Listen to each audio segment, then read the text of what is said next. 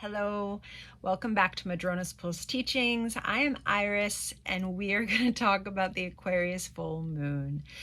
This is happening on August 19th, where I am on the west coast of Canada. It's happening at 11:26 a.m. It's a great idea to practice seeing what time that's happening where you are when we're working with kind of our new moon and full moon rhythms. And there's a lot of energy with this full moon. There is absolutely no denying it. There's also a heck of a lot out there about this full moon, about August. I am recording this on August 9th, and so there is a lot of energy building up to this full moon. So there could be things emerging in the collective before then. But you know, I really look at astrology especially as a tool and path for self-inquiry, for healing, for conscious awareness and co-creative presence on these spiritual paths that we're on. And so let's look at how this full moon is really supporting us on our journeys, because especially from an evolutionary astrology lens, whatever's going on is supporting us even when it doesn't feel that way. And that's not to minimize difficulty, that is to open to the experiences that are happening that involve struggle, and also to look at how, especially with a full moon like this, there is still always a path for awakening and a path for opening, especially when it's an Aquarius full moon. And so what is a full moon? Let's start with that, because there's so much going on. There's all these layers that we can talk about. So let's start with the full moon. We have our sun in Leo at 27 degrees of Leo, and we have our moon in Aquarius at 27 degrees of Aquarius. So a full moon illuminates. Just think of when we go outside on the full moon and that moon is there in the sky and it's glowing. Archetypally, it's also illuminating in our psyche the archetypes that it's working with. And so this firstly is an Aquarius full moon. It's lovely to see where you have, if you practice using your chart, where you have 27 degrees of Aquarius, because that part of your psyche is getting opened, is getting zapped with illumination and awareness. And so Aquarius, who is Aquarius? What is that archetype about? Aquarius is actually a complicated archetype. It is air energy. It is higher mind energy. It is an archetype that can go into the pure intellect. Aquarius, especially when there's a lot of Aquarius energy, can sometimes not really want to come back into the body. It cannot want to deal with the reality of emotions because it can live in this crystal clear intellectual place. Balanced Aquarius is when it's very aware of the embodied reality, and it still can spring up into higher mind, into visionary energy. Aquarius is a sign that is often associated with the individual. There's a reason for this, and that reason is really important, because Aquarius is ultimately, archetypally, about the evolution of humanity. It's about the evolution of the collective, for the collective, okay? And it's felt on a very personal level. It's felt within the psyche that we are embodying in this life, and that's where the individuating process comes from, and that's where we get the individual focus of Aquarius energy, the rebel of Aquarius energy, the rebellious genius of the Aquarius archetype. And this is that archetype coming through in the individual life that wants to break with status quo, that wants to evolve past status quo, that wants to very drastically move beyond mainstream values, mainstream cultural values, and it wants to be radical, and that's part of Aquarius energy. So something is awakening in the radical part of you. Do you know what it is? If I said that and something popped up, there it is, okay? And remember, it's awakening, it's illuminating. It doesn't mean that it has to be figured out right now, but we do need to open to the experience, which is going to help us on our path forward. And this full moon, I'm going to put the chart up here so that you can see it. We have the sun in Leo, we have the moon in Aquarius, and they are squaring Uranus in Taurus. And they are squaring Uranus exactly. Uranus is at 27 degrees of Taurus. Uranus is literally breaking new ground in its journey with us through Taurus at the 27th degree. And as it gets to that degree, and Uranus is going to station retrograde in a few weeks. So this is almost as far as it's going to go. It's the 27th degree in its journey right now. And then it's going to go back, and we're going to be revisiting some of that Taurus Uranian place in our lives. But before that, we have a full moon, and it is squaring its ruler. Okay, so Uranus is the ruler of Aquarius in modern and evolutionary astrology. This is very significant. This is awakening energy. Uranus is the great awakener. Aquarius is a sign of awakening and radical evolutionary growth. So as we work with this energy, as we come into the full moon, opening to experiences that are awakening us, opening to experiences that are pushing us into something that's a little bit radical, possibly a lot radical, and opening to the fact that there's something new happening. This is awakening energy. This is new energy. Uranus is also wild card energy. Uranus does not, none of the outer planets work in categories that humans create, like this is good, this is bad, this is successful, this is not successful. Uranus awakens. That is its archetypal drive. And so wild card energy can come up with Uranus, and it can be things that we really didn't see coming. It can be something wonderful that we didn't see coming. It can be a surprise that really takes us back a moment that we didn't see coming. So there is that wild card energy here with this full moon. And beyond that, ultimately, this is a lot of energy around awakening. And of course, it's also squaring our Leo Sun. So there is something about our passion, about our self, about our joy, about our courageous joy that is part of this awakening process, that is speaking to that radical shift. What wants to shift within your life where you have that 27 degrees of Aquarius that wants to become a bit more radical so that it can support your joyous self opening up. Now, that sun is not alone. That sun is conjunct Vesta, our divine feminine goddess of the sacred hearth, and it's also conjunct Mercury retrograde. Okay, so that's a lot. And that right there shows us that, well, this full moon might not be as straightforward as we thought it would, because it's Mercury retrograde and it's conjunct the sun. So firstly, the sun is exactly conjunct Vesta. Okay, Vesta is very healing energy. Vesta is the goddess of the sacred fires within. She's kind of in those first and second chakras. She is creative energy. She is sacred sexuality that's ultimately archetypally between us and the goddess. That's why she's so wonderful for healing. She's really wonderful in Leo conjunct the sun for healing the inner child, for bringing about joy, for working with our creativity, for stoking the creative fires. She's squaring Uranus, so this could be radical creativity that wants to come forth. This is wonderful. And the sun is also conjunct Mercury retrograde. So the fact that Mercury is retrograde and this is happening, you know, things might not be that clear. And or the path that unfolds, you know, we might have an awakening moment. We might have that illumination, but now might not be the time for the path. And or it's a path that we didn't expect. Mercury retrograde can work in so many different ways. Okay, so it could just be a path, a direction that we didn't see coming, and hello, okay, I'm going this way, I will see you later.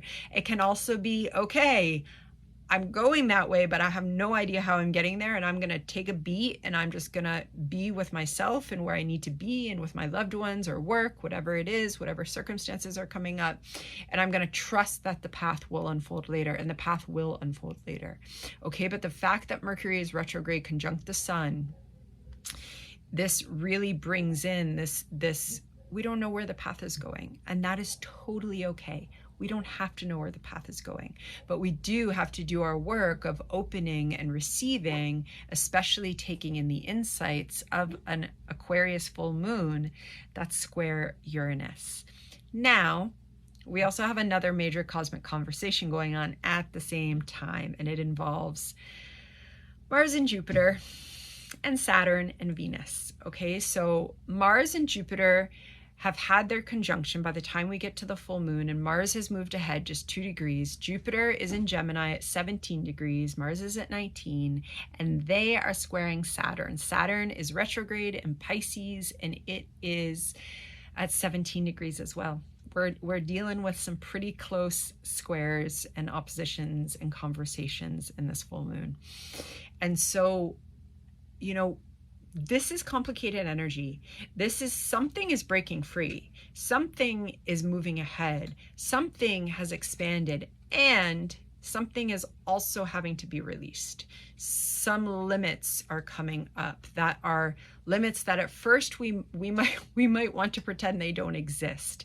You know, this is when, like, when we're disregarding the reality of Saturn, that is when we are living in illusions. That is when we are resisting the boundaries of this planet, the boundaries of the form and content that we exist within. And Saturn is lovely when we befriend Saturn and we recognize that limits enhance our experience on this plane in certain ways. And so when Saturn is talking to Jupiter and Mars, there are some limits that are being met, and we want to recognize, okay, does something need to be released? Does something need to be let go of so that I can move forward? If I'm just resisting, or I'm resisting change, or I'm just wanting to move forward and not have to let go, we have to let go, because that's where we get space to build the new life. That's where we get space to build the new relationships, to welcome in what we've been yearning for. But this is the piece, is that what we're yearning for, to create space for it, we also have to let go. And Saturn is in Pisces, and it is cleaning house there. So there might be something that needs to be let go. And Venus is opposite Saturn, and it is also therefore square that Jupiter and that Mars. So this brings our values into it. This brings the divine feminine into it. And she's in Virgo. Okay. And, you know, there could be, you know, something, like I said, there could be something that's being let go of so that we can move forward. And here the piece is to really hone in on what's going on with my values right now. Venus is all about our values. She's all about how our values reach into self-love, about how valuing ourselves and valuing what's important to us becomes a path to very authentic, embodied self-love. Okay, it's about how valuing what's important to ourselves, and that self-love becomes a path to loving relationship, to beautiful relationship, to having beauty in our life and having the divine feminine within and without. And so the core of Venus is our values. And in order to move ahead with whatever it is that we're yearning for, that Jupiter and that Mars are most likely speaking to, there's something that probably has to be released and or reevaluated, because Mercury is retrograde, and Mercury rules that Jupiter and that Mars, and Mercury is conjunct our Sun and Vesta. And so, you know, Vesta, she gives this other layer that whatever is going on, there's something healing to be happening for our inner world. There's something healing to be happening for our joy with the sun. There's something in our sacred fires within that wants to be stoked, and it's part of whatever process is unfolding in your life right now. Okay, but this conversation between Saturn and Venus and Jupiter and Gemini is kind of a big conversation. And also between Uranus squaring an Aquarius full moon, Mercury being retrograde conjunct the sun, and Mercury ruling that conjunction between Jupiter and Mars, there's a lot of our nervous system being extremely activated during this time. So during this full moon, grounding is very important. Taking a beat, could be very important with the Mercury retrograde, conjunct the sun, opposite the moon, square Uranus, with all that Gemini energy, square Saturn. Take a beat and tune into your values. Take a beat and tune into Vesta and your sacred hearth within. Take a beat and also be excited about evolutionary energy in your life. Aquarius is visionary, vision boards. If that's something that you do, collaging with vision boards could be lovely, working with this energy. Bringing art into your envisioning of the future, getting out of cognitive mind a little bit, because Mercury is retrograde, because there's so much of the nervous system being stimulated. Doing a little full moon envisioning with art, or bringing that in with words, that could be really lovely during this full moon, just because we don't really want to get stuck in our heads. It's a lot of energy, and if we get stuck in our heads for this full moon, it could spur anxiety. And if that happens, you just want to lean into your practices that help ground you. And we want to lean into that Leo sun, and that is creativity. That is expressing ourselves with joy. That is allowing ourselves to just be in the process of expression and not thinking about it too much, even though there's quite a bit of air energy here as well. But especially with the Aquarius and the Uranus, that's a different type of thinking than Gemini. Especially with Uranus square the Aquarius full moon, this is really about higher mind being able to speak with us and through us. So it's not our mind and our ego-driven mind that's doing the visioning, that's doing the creative. We really actually want to open to just welcoming the stream of inspiration that then comes through a flow of ideas, whether that comes through words or through art or through just stream of consciousness blabble, and you just put it out there, or you record yourself talking. That can be a wonderful practice. But letting the ideas flow could be important, especially if you're feeling stuck. Letting the ideas flow could be really helpful then. And that's not it. The sun is also in conjunct Neptune, okay? So Neptune is there at the 29th degree of Pisces. So Mercury retrograde is also in conjunct Neptune, though it's not nearly as close as the sun, because after the full moon, the sun is going to come towards those final degrees of Leo. It's going to be in its exact in conjunction with Neptune. And then it's going to move into Virgo, and it's going to be in conjunct Pluto. So that solar identity, that creative sense of self of the Leo sun, that's also in play during this awakening of the full moon, that is firstly also undergoing a spiritualization. And that's important. That Neptune at the 29th degree is talking with us during this full moon is important, because it also reminds us that this is about our spiritual path. This is about those Vesta fires stoking a creative joy that wants to pour out of our heart space so that we can be more aligned to our spiritual path. And the in conjunct says, well, there might be a little push and pull so that something can burst through, so that I can come into a greater awareness. Nothing brings us into a greater awareness like an Aquarius full moon with Uranus talking to it. Okay, and then the sun is going to enter Virgo. Happy Virgo season when it happens. And then it's going to be in conjunct Pluto, which means there's transformation going on. Okay, so in the days following this full moon, we are going through a transformative process. So just remembering that that's ongoing, and that's happening in our kind of sense of identity. And it's also going to be plugged into whatever inspirations, awakenings are coming through during this full moon. And there's a lot of energy for that. And so the more that we can get out of our own way, and the more that we can open to soul path emerging, it's going to be working with this energy a lot with more ease. It's going to be inviting the release that wants to happen. We also, I think that Venus in Virgo opposite Saturn, is also about being honest with ourselves. It's about being honest with ourselves about what we are ready to let go of, what we're yearning for. There's a, you know, when I sit with the Jupiter and the Mars and Gemini, I feel into yearning. What are you yearning for? And what can you be honest with yourself about what you don't have room for? What you really, really want in a way that has everything to do with your values. You know, it's easy to get stuck in cycles of like, oh, I want this, oh, I want that, oh, I'm going to manifest this, oh, I'm going to, you know, but when we really come into the co-creative, especially through astrology, where we're co-creating with the active energies that are with us and within us and without, and it all is one, there's honesty to be met and there's work to be done. And that work is the path. And that's what we're here as these spiritual beings doing. And the more that we kind of open that spiritual path, those categories of good and bad kind of dissolve, and we're just here and we're just emerging and we're co-creating.